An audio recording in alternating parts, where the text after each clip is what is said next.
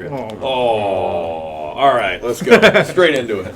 Hey guys, we're here with the full team representing. We're jammed into our humongous rehab space. Today we wanted to talk about DNS, or Dynamic Neuromuscular Stabilization. And the reason for that is Dr. Muse actually had an opportunity to go all the way over to the Czech Republic in Prague, back where DNS was discovered, and sort of started the process of finishing his certification. So that was a week-long course, yeah. And once he's done with that process, he will be a certified practitioner, and then we'll actually have four docs all in the same clinic who are certified practitioners of DNS, which, as an instructor, I don't know of another clinic in the country that has that. So why don't you kick us off with your recap of your experience in Prague? DNS? All right. Just in Prague. The year's 2015. Not the beer drinking. No, so I first started learning DNS in 2015 with this guy, and then now fast forward 8 years later, finally got the chance to go to Prague. Prague in and of itself was an amazing time, but the course itself, which you spend a week at the hospital, they're training under the PTs who are a lot of the main instructors for this technique based out of Prague. You're learning under them for 8 hours a day. So it's 9 to 5 every single day in the neurological clinic at Hospital Model, which is the hospital that they practice out of. And it's just hands-on, it's lecture, and it's as nerdy as it sounds, that was like my dream scenario that I've been looking forward to for 8 years. So I'm very happy that what was your favorite part of that? Do you want the learning part or the fun part after? Just the fun part. Just, yeah, I mean, it's a whole big week-long experience that we've all done. We'll just kind of go through what was our favorite part of the D course. Favorite part is being surrounded by like-minded people who all enjoy going to courses like this. So we got to hang out at the main guy's country home, Pavel Kolaj, who created DNS. But all of us got to go there on one of the nights and hang out and just talk about all things DNS, all things practice, and you're stuck with water the whole time, right? Oh yeah, I was well hydrated. Clear liquid at least. Well hydrated.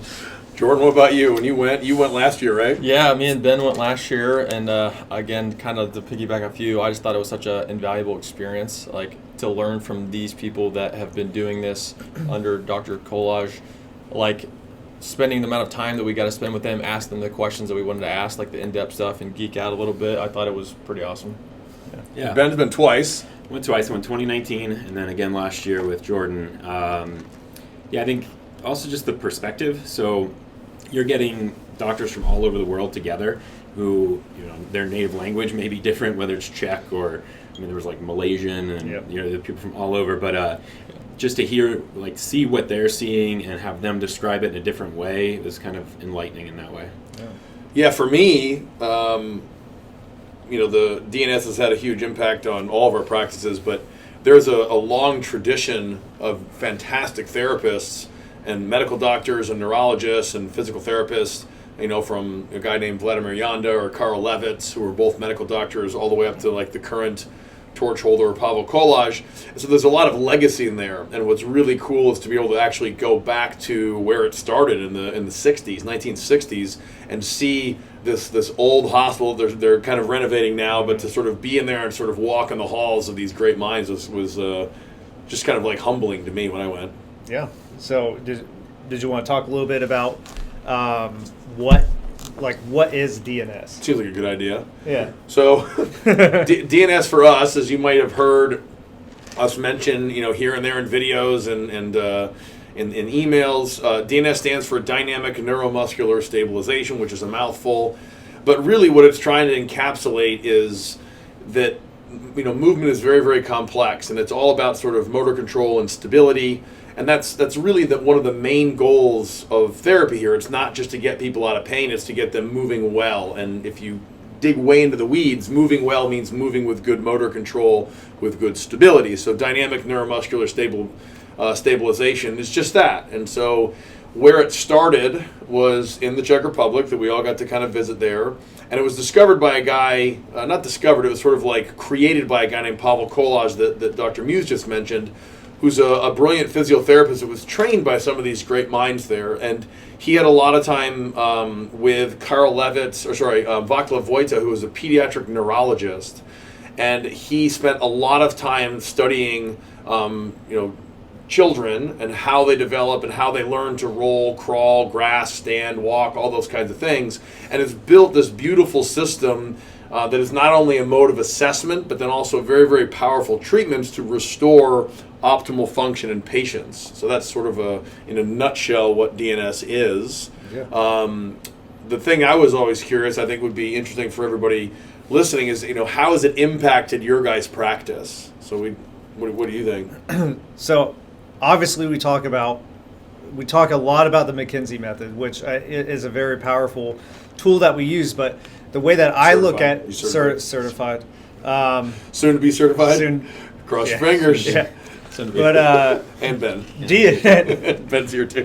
DNS is the all-encompassing explanation of human anatomy, neurology, and movement. So at the base of how I treat, at least, this is the common understanding of just human locomotion and how the body functions. So at the end of the day, even though we use a lot of McKinsey, we, just like he was just mentioning, we are interested in getting people out of pain, but DNS is what I fall back onto to then change function in the individual. McKinsey won't necessarily change function so much. Watch it.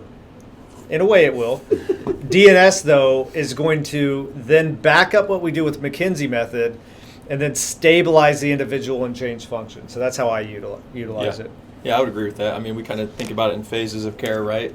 And for DNS, for me, and at least in my practice, I tend to think of it as like we use it later on in the treatment plan, so that once they're out of symptoms, like that's when we're really trying to restore like what is good movement for them. So then when they go back to a back squat or a deadlift, they're actually doing it with like more efficiency, as opposed to just like, okay, it's the same injury over and over again. Mm-hmm. So I tend to think of it as like kind of later on. I don't know about you guys.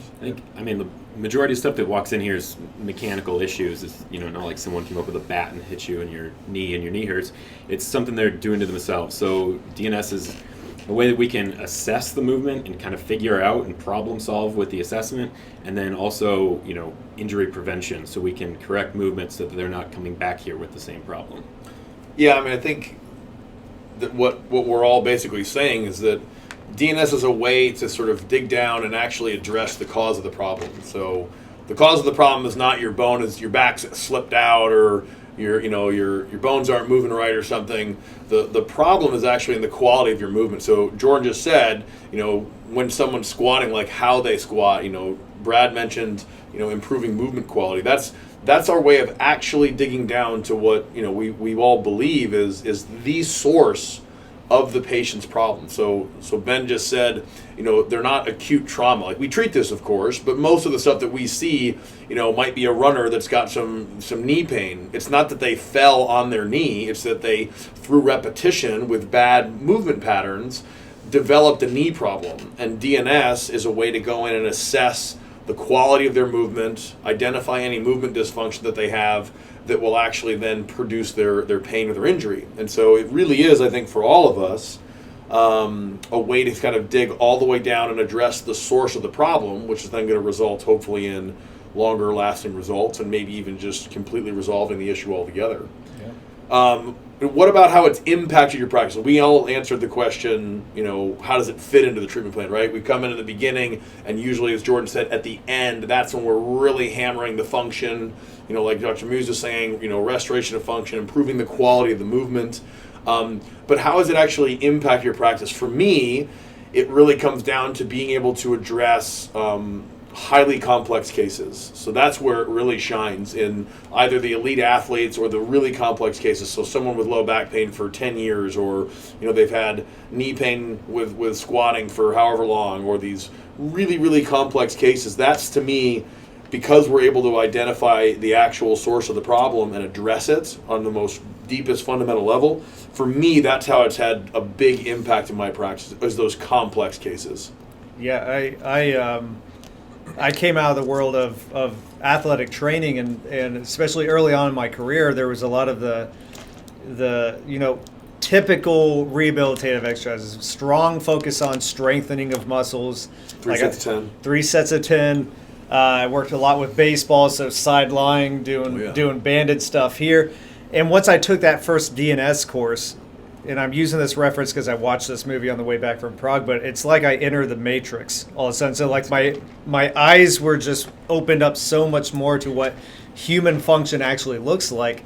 And then, not that there's not a time and place for strengthening typical rehabilitative exercises, but this just completely flipped my understanding of the human body on its head and just changed how I practice altogether.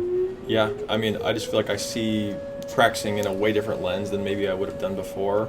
Like, it basically is built like the foundation of how I think about human movement, like you guys have said, like just the way I look at a patient versus like, okay, do they have pain or no pain? Like, it's way more than that. And so like, it's just changed so much in terms of like where I want to take the patient after symptoms. Yeah, I think you guys kind of all said it, but the He is screwed. the understanding of the body. So when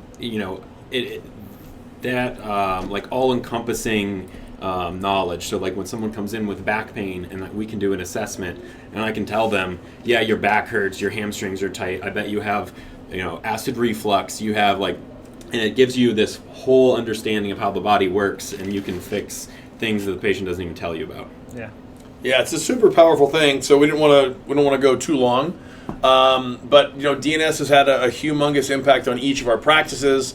Whether you've been treated by us and you know it or not, you've had DNS used on you. And if you've never been treated by us, the reason that we've all actually gone through the process to get certified is it is so stinking powerful in being able to produce long-term results in even highly complex chronic cases. So we've got scheduled, we're going to start putting out a lot more videos kind of explaining DNS. So be on the lookout for those. But if you have any questions, feel free to comment below. And we would love to kind of answer that. But have a good Wednesday? Or whenever you're watching this, right? Thanks.